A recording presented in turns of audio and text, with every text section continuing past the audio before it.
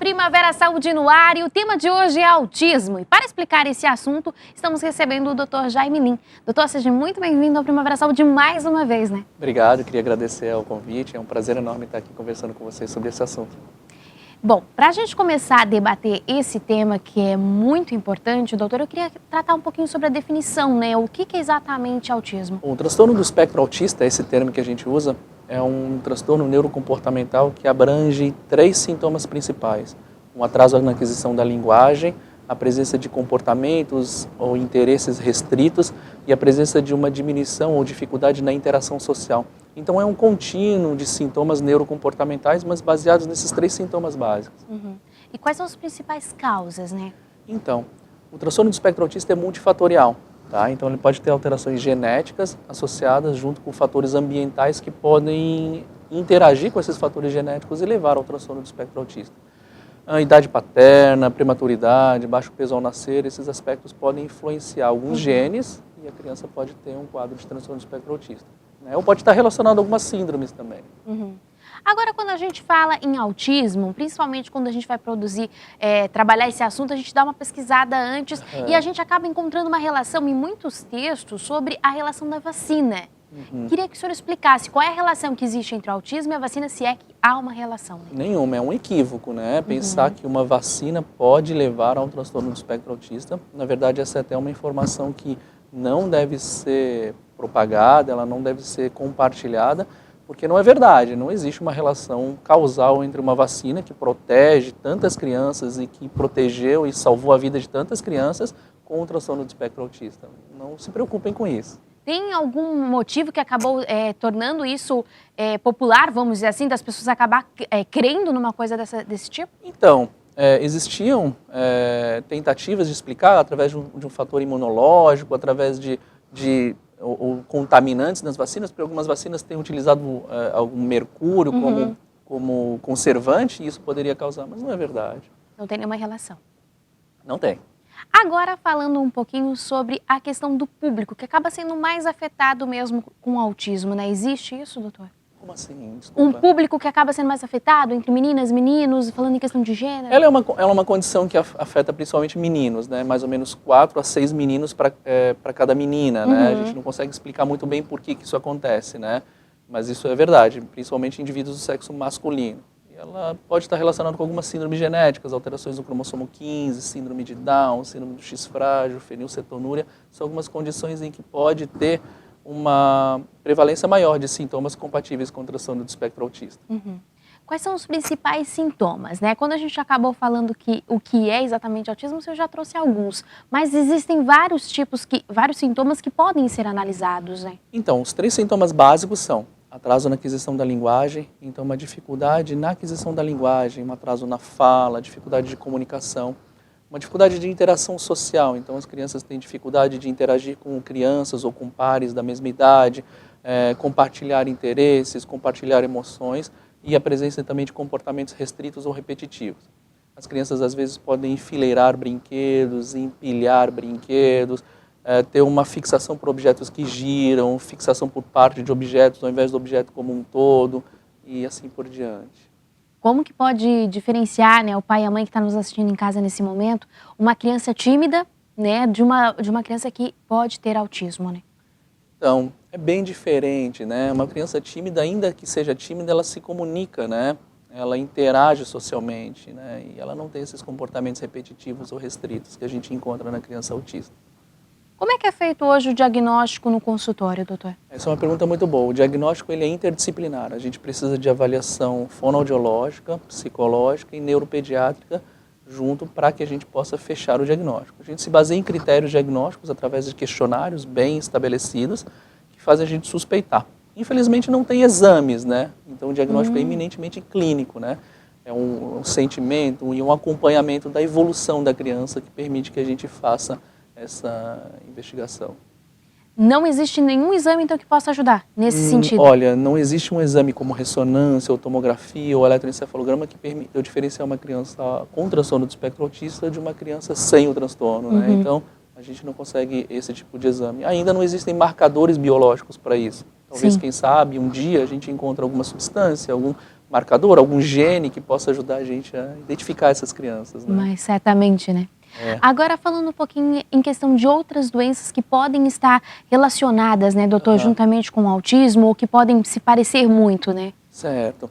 Então, como a gente estava dizendo, algumas condições elas têm uma maior prevalência de sintomas compatíveis com isso. Prematuridade, então leucomalácia periventricular, crianças com paralisia cerebral podem ter uma chance maior de sintomas compatíveis com o transtorno do espectro autista. Síndromes genéticas, síndrome do X frágil, síndrome de Down, alterações do cromossomo 15, como síndrome de Prader-Willi, síndrome de Young, algumas condições que podem aumentar. Então elas sempre devem ser investigadas, né? Mas nem sempre a gente encontra essa alteração genética. Às vezes é somente o autismo mesmo. Sim. Não teria nenhuma outra doença relacionada. Exatamente. É o mais comum ou não? Mais comum, mais comum. De cada 100 crianças, talvez a gente consiga encontrar alterações genéticas em 10. Então, 10% a gente encontra alteração genética. No restante dos 90% seria uma causa multifatorial, né? Às vezes alterações genéticas, história familiar positiva e assim por diante. Quais são os principais fatores, vamos dizer assim, de risco quando se fala de autismo? Não é possível a gente elencar um fator de risco principal. Alguns estudos mostram pra gente que, às vezes, idade paterna acima de 40 anos, baixo peso ao nascer abaixo de 1.000 gramas, prematuridade, história familiar. Então, se você tem um parente com transtorno do espectro autista, história de transtornos psiquiátricos na família parece aumentar um pouco. Então, esses seriam os fatores de risco principais. O que mais assusta um pouco, às vezes, são aqueles estudos que mostram que idade paterna, então pais acima de 40 anos parecem ter um risco um pouco elevado, mas ainda carece de estudo para a gente confirmar esse dado, né? No caso, ainda não foi bem aprofundado nesse sentido? Não, a gente tem tantos pais hoje em dia acima de 40 anos que têm filhos perfeitamente normais, né? Mas parece haver uma tendência, assim, parece haver uma certo aumento de prevalência nesses quadros. Quais são as principais dificuldades, né, que um autista acaba enfrentando, doutor? São muitas, né? Então, como você tem esse atraso na interação social, na linguagem, então a gente começa a perceber todas as dificuldades que a criança vai ter ao longo da vida, ao longo da aquisição escolar, ao longo do desenvolvimento dessa criança, né? A gente carece de estrutura e de escolas que sejam adequadas e treinadas para lidar com crianças com transtorno do espectro autista. Nem todas conseguem um diagnóstico precoce, então quanto mais precoce é o diagnóstico, a gente chama atenção para isso, mais fácil é a terapia e o tratamento, né? Então, é fundamental assim, tentar o diagnóstico o mais precocemente possível. E a gente sabe que isso é muito difícil. Alguns estudos mostram para a gente que no Brasil, o tempo entre o início dos sintomas e até o diagnóstico pode chegar a 8 anos. Nossa, é muito tempo. Então, é um tempo muito longo em que a criança não recebe a terapia adequada, o tratamento adequado. E a gente sabe que estrutura pública para todas as crianças inexiste. Então, a gente tem muitas crianças que têm o diagnóstico, mas não têm o tratamento adequado. Então, as dificuldades são enormes, né? E é mais difícil, vamos dizer assim, diagnosticar uma criança, vamos dizer, no início, assim quando ainda ela é criança, quando ela tem 2 aninhos, sei lá? O transtorno do espectro autista não deve ser considerado uma doença progressiva, mas ela é uma doença mutável. Então, tem sintomas que não surgem logo no início e podem surgir mais para frente. Quanto mais próximo dos 3, 4 anos de idade, muitos desses sintomas se tornam mais nítidos, ou seja, a dificuldade na interação social, a fixação por alguns padrões de comportamento. E às vezes não aparece numa criança com poucos meses de vida, né? Mas alguns estudos mostram que a gente já pode desconfiar a partir dos 9 meses de idade, 1 ano, alguns sintomas já podem aparecer, né? Quando a gente falou que tem poucas hoje entidades que trabalham, né, com um autista, a gente tem um exemplo aqui na nossa cidade, que é a própria AMA, né? Acredito que tem em outras regiões também. E é um trabalho muito bem desempenhado, né, doutor? O que seria mais importante, vamos dizer assim, que as entidades deveriam sempre trabalhar realmente com as crianças autistas, né? Então, a AMA é uma heroína, assim, na nossa região, né? Eles têm poucos recursos para lidar e eles conseguem fazer um trabalho excepcional com poucos recursos que eles têm.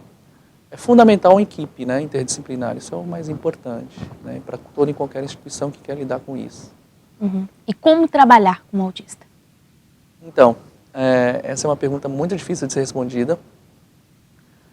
Existem terapias específicas, fonoaudiológicas, terapia ocupacional, psicológicas, fisioterapêuticas, que precisam ser atuadas em conjunto, né? Isso é o mais importante, é a atuação em conjunto. Cada uma com a sua especificidade, assim, né? Podemos dizer que cada autista é único. Exatamente.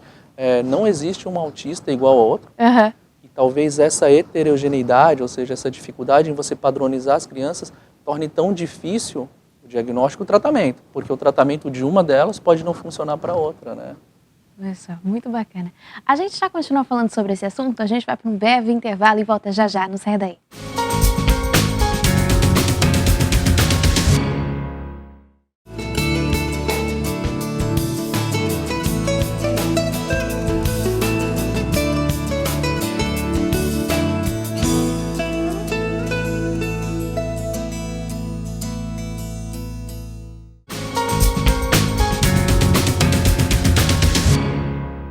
Estamos de volta, o tema de hoje é autismo, então vem com a gente. Bom, doutor, a gente acabou saindo falando um pouquinho sobre que às vezes as crianças têm 2 e 3 anos, não acabam apresentando tantos sintomas do autismo, mas depois acabam apresentando. O porquê disso, doutor? Sim, na verdade, alguns sintomas eles se tornam mais aparentes com o passar do tempo. Por exemplo, uma criança com poucos meses de idade, a interação social dela naturalmente não é tão rica quanto a de uma criança um pouco de maior idade. Uhum. Então, é possível que essas dificuldades de interagir com outras crianças comecem naturalmente a aparecer um pouco mais para frente. Por exemplo, uma criança de poucos meses de idade, ela interage principalmente com a mãe e com o pai. Então, a gente às vezes pode passar desapercebida essa dificuldade de interação social, né?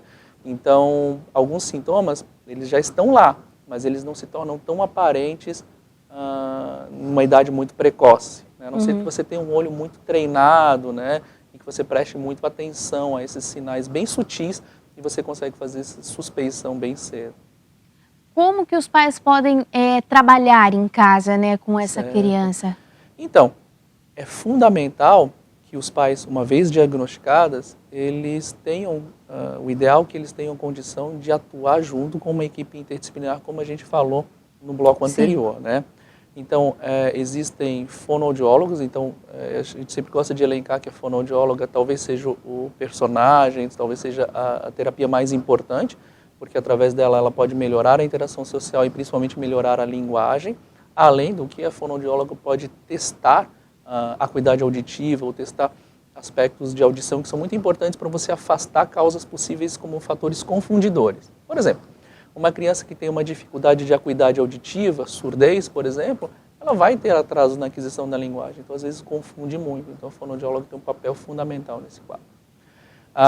Idealmente, os pais que tenham acompanhamento psicológico, isso é muito importante também. Existem psicólogas, inclusive na nossa região, que fazem um excelente trabalho domiciliar. Eles vão na casa dos pais, ensinam os pais a lidar com essas crianças, principalmente porque muitas dessas crianças elas vão apresentar transtornos comportamentais muito importantes.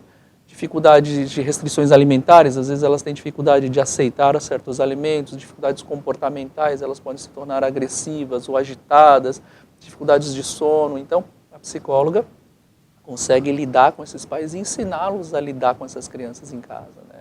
Então, é um trabalho muito difícil, né? Mas os pais, eles devem tentar conseguir realmente juntar uma equipe para aprender a lidar com a situação.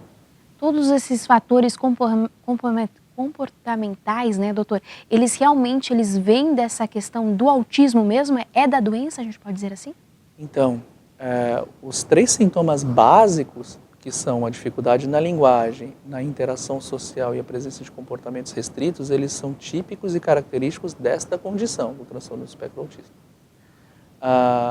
A interação social, a interação familiar, e a forma como a família pode lidar, ela é muito importante porque a estrutura familiar pode agravar alguns desses sintomas, né? Então, uma criança que tem um atraso, uma dificuldade na interação social, mas pais que a princípio não estimulam essa criança, esses sintomas vão ficar cada vez mais aparentes, né?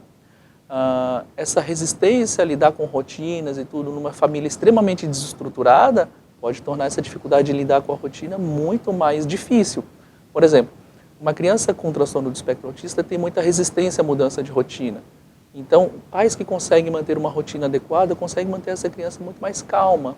Agora, uma família extremamente desestruturada é muito mais difícil, né? Então, uma família que não consiga ter um horário regular, que os pais tenham muita dificuldade de interagir com essa criança, as coisas costumam ser bem mais difíceis, né? No caso, uma criança autista, a rotina para ela é o essencial, podemos dizer assim? Seria uma chave para ter um bom comportamento? Ajuda muito, né, no comportamento. Então, porque essas crianças têm realmente dificuldade para lidar com mudanças de rotina. Às vezes a gente vê crianças que têm realmente um comportamento relativamente adequado, mas que quando são levadas a ambientes bastante diferentes, com muitas pessoas, elas exibem uma dificuldade muito grande, uma agitação e às vezes até agressividade, né? Então, às vezes, manter uma rotina regular é bem importante. Ou, às vezes, conseguir explicar para a criança que alguma rotina vai mudar ou que alguma alteração vai acontecer. Como é que, falando nessa questão de explicar, né, como é que funciona a questão da compreensão, né, quando a gente fala de criança com autismo? É muito difícil a gente conseguir saber como a criança lida ou como a criança compreende, né? Mas o que a gente sabe através de estudos é que sempre que você consegue comunicar a criança de alguma forma, e sempre tentar comunicar a criança de que você vai fazer alguma coisa, isso tem ajudado. A gente vê isso no consultório também, né? Olha, a gente vai colocar você na maca, a gente sempre tenta falar tudo que vai acontecer de antemão. Às vezes isso funciona, às vezes não, mas a experiência, os estudos mostram que sempre que você consegue comunicar tudo que vai ser feito, as crianças às vezes aceitam um pouco melhor. Senão elas acabam tendo qual reação? Elas se assustam? Às vezes a criança pode ter uma reação bem agressiva, às vezes as crianças podem ser extremamente agitadas, pode ter um choro muito importante. O choro da criança com transtorno do espectro autista às vezes chama a atenção. Normalmente os pais conseguem identificar o motivo do choro, né? É um choro de fome, é um choro de mal-estar. Na criança com transtorno do espectro autista, às vezes você tem um choro totalmente imotivado. A criança chora e você não consegue adivinhar, não consegue saber o motivo de tanto choro, né? Então, às vezes traz um transtorno bem grande, né? Como a gente falou no primeiro bloco, doutor, cada criança autista é única. Sim. Quando a gente fala nesse quesito, como é que vocês médicos acabam definindo quando o caso é mais grave, né? Então, muitas vezes as pessoas perguntam pra gente o seguinte: meu filho tem transtorno do espectro autista, mas é leve, mas pelo menos não é grave. Eles tentam classificar essas crianças nesses graus, leve, moderado ou grave. Talvez por uma questão de conforto pessoal, você fica mais tranquilo em saber que a criança tem um quadro leve e não grave. Entretanto, o transtorno do espectro autista, a impressão que eu tenho é que a gente não consegue classificar numa criança leve, moderado ou grave. A nossa tendência de classificar como uma criança grave é quando os sintomas que essa criança apresenta trazem grande transtorno ou pioram muito a qualidade de vida.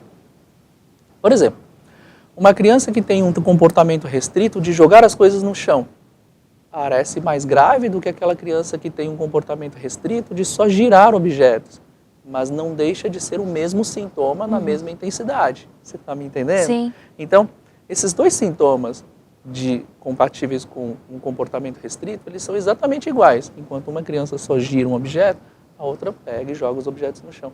Então, a que joga o objeto no chão parece mais grave, porque traz mais transtorno, mas do ponto de vista da condição é o mesmo. Classificar a criança como leve, moderado ou grave também às vezes pode trazer algumas dificuldades. Você diz para uma mãe que a criança é leve, por exemplo.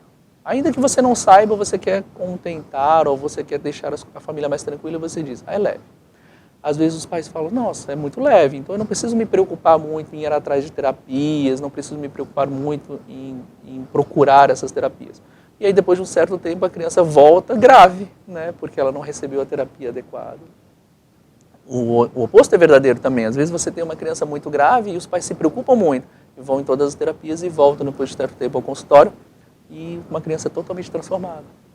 É fantástico, né? Fantástico. E aí mostra mesmo a importância desse trabalho, de trabalhar sempre com um autista, né? Porque tem muitos pais ainda, acredito eu e no meu ver, pelo menos, doutor, que ainda tem um certo preconceito, né? De às vezes buscar ajuda, e eu acho que é fundamental, né? Então, o transtorno do espectro autista, ele é uma condição pouco compreendida. Talvez por isso a prevalência esteja aumentando. Não é que a doença está aumentando de frequência, talvez esteja aumentando a nossa compreensão e a gente consiga identificar melhor essas crianças. E outro lado, que os pais escondem menos, né? Com o conhecimento e com a melhora cultural, os pais escondem menos e essas crianças aparecem mais. Então, talvez por isso a nossa impressão de que hoje tenha tanto mais crianças com transtorno do espectro autista comparado a antigamente. Que bom, né? Tomara que a gente continue evoluindo e entendendo claro. ainda mais essa Sim, situação. sim, Por isso que é importante disseminar essa informação. Nós vamos para mais um intervalo e na volta vamos falar de tratamento. Não saia daí.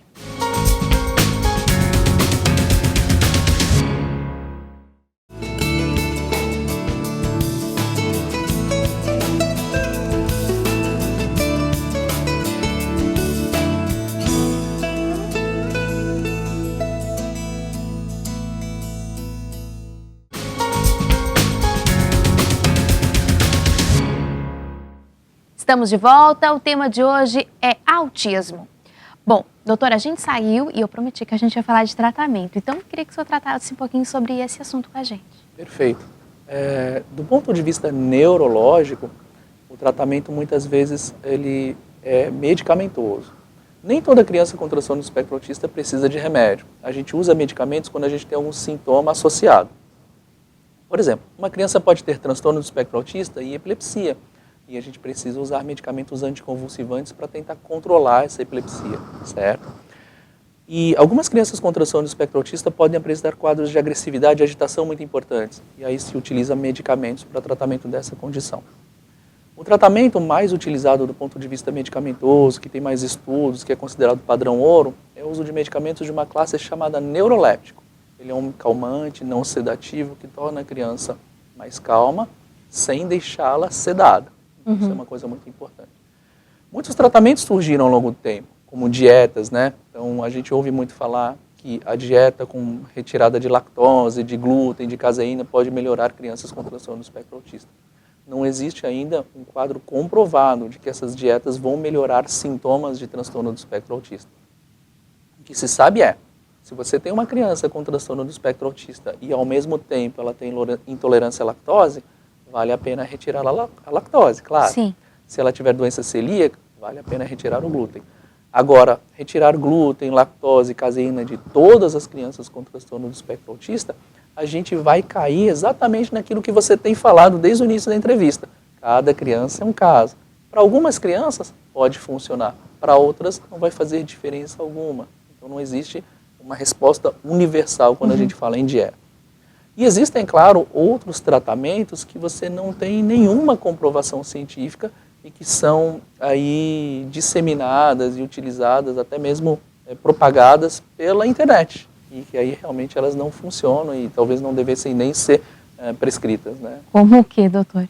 Então, existem terapias como utilização de câmaras hiperbáricas, existem terapias utilizando alguns óculos, que são óculos chamados com lentes de Irlen, onde teoricamente essas lentes promoveriam uma visão diferente do mundo. Isso não tem nenhuma comprovação científica. Existem alguns tratamentos como quelantes, com desintoxicação, que às vezes não tem uma comprovação científica ainda, né? Carecem de estudos para a gente saber se elas podem funcionar ou não. A respeito da questão da dieta, voltando agora um pouquinho nesse sentido, qual o cuidado, né, que a mãe deve ter? Porque às vezes acaba indo nessa questão do modismo de, não, vou tirar tudo. Ela realmente deve ter uma atenção maior, né, doutor? Então, a dieta é um capítulo à parte nas crianças com transtorno do espectro autista. 60% das crianças com transtorno do espectro autista vão ter alguma dificuldade alimentar. Dificuldade na hora de introduzir alguma alimentação nova. Algumas crianças, por causa do sintoma principal, que é a rotina e o comportamento, os interesses restritos, para vocês terem uma ideia, algumas crianças com transtorno do espectro autista só se alimentam de alimentos de determinada cor, ou de determinada textura, ou se elas forem colocadas num prato de determinada cor. Então isso causa, muitas vezes, grande transtorno. Imagine você uma criança que só se alimenta de alimentos líquidos, por exemplo. Você não consegue introduzir uma alimentação sólida que é tão importante para o desenvolvimento da criança.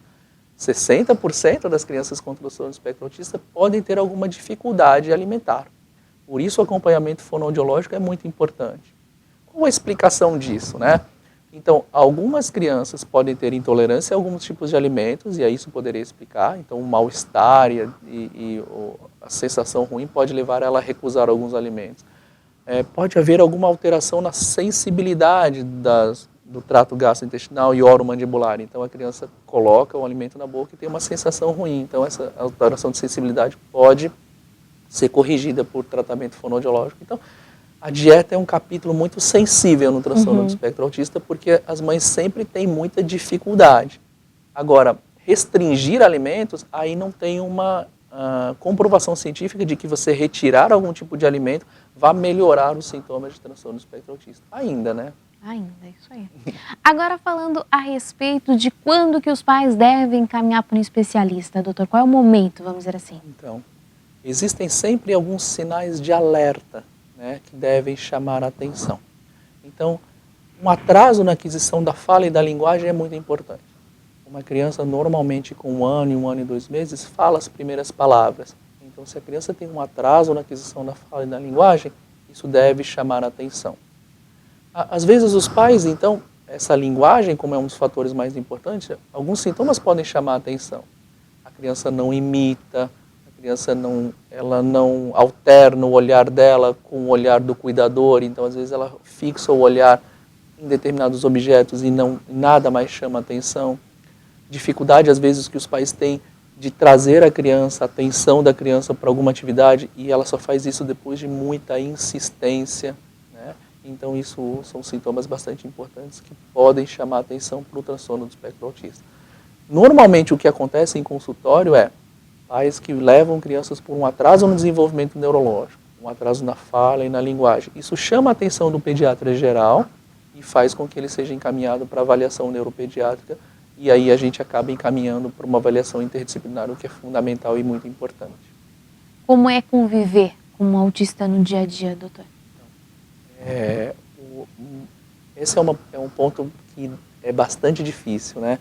Como os sintomas são neurocomportamentais, e alguns desses sintomas neurocomportamentais podem ser muito graves, a convivência familiar com a criança com transtorno do espectro autista pode ser muito difícil. Por isso que o tratamento, quanto mais precoce, melhor. Porque quanto mais cedo a gente institui uma terapia adequada, esses sintomas podem ser minimizados e diluídos, fazendo com que a família aceite melhor, saiba lidar com essas alterações e consiga ter uma vida plena. Não é fácil, mas muitos pais de filhos com transtorno do espectro autista conseguem ter uma vida plena. A gente tem exemplos de crianças que frequentam escola regular, chegaram até a faculdade com transtorno do espectro autista. Então, é possível, é plenamente possível. Quanto mais precoce, melhor. E para que a gente tenha um diagnóstico mais precoce, é muito importante que todo mundo conheça a condição do transtorno do espectro autista, né? Então, e que possa encaminhar adequadamente para a atenção. Com certeza. Mas quais são as possíveis complicações no caso de não tratar, né? Alterações comportamentais importantes, as crianças podem ter quadros de autoagressão, então elas podem se morder, bater a cabeça, ter comportamentos bastante inadequados, então elas podem até se machucar gravemente. Heteroagressão também, elas podem ser extremamente agressivas, não só com os pais, mas com o irmão menor e até mesmo com outros familiares, então causando danos ou ferindo gravemente alguns familiares. Então, a agressividade é um ponto que pode trazer bastante transtorno e ser muito difícil. Dificuldades de sono podem ser bastante importantes, o que piora muito a qualidade de vida da família, né? Então, a criança não conseguir dormir adequadamente. Existe algum meio de prevenir a doença? Não, infelizmente não. A gente não consegue ter nenhuma forma de prevenção do transtorno do espectro autista. Não existem exames pré-natais, não existem exames que façam você suspeitar uma chance maior de transtorno do espectro autista. Então, realmente não existe uma prevenção ainda. Bom, Primavera Saúde está chegando na sua reta final, doutor. Eu deixo esse espaço aberto para o senhor fazer suas considerações finais. O transtorno do espectro autista, então, a gente só queria chamar a atenção para essa condição de extrema importância. A prevalência mundial gira em torno de 1% de todas as crianças. Então, cada vez mais a gente vai ver mais crianças com transtorno do espectro autista. E quanto mais a gente se informar, e quanto mais a gente saber a respeito, mais precoce é o tratamento e a gente vai conseguir resultados cada vez melhores. Então a gente gostaria de agradecer a oportunidade de vir aqui falar sobre o tema. A gente que agradece a sua participação, doutor, e agradece também, né, um muito obrigado especial para o pessoal da AMA, né, e de todas as instituições que acabam trabalhando com os autistas e que a gente pode ver essa evolução mesmo das crianças. Então, parabéns pelo trabalho e obrigado por fazer isso pelos nossos autistas, né. Vamos para o nosso momento de reflexão? Não se preocupem com nada, mas em todas as orações peçam a Deus que vocês precisam e orem sempre com o coração agradecido. E a paz de Deus, que ninguém consegue entender, guardará o coração e a mente de vocês, pois vocês estão unidos com Cristo Jesus. Filipenses capítulo 4, versículos 6 ao 7. O Primavera Saúde vai ficando por aqui. Nós voltamos semana que vem, se Deus quiser. Até lá. Tchau, tchau.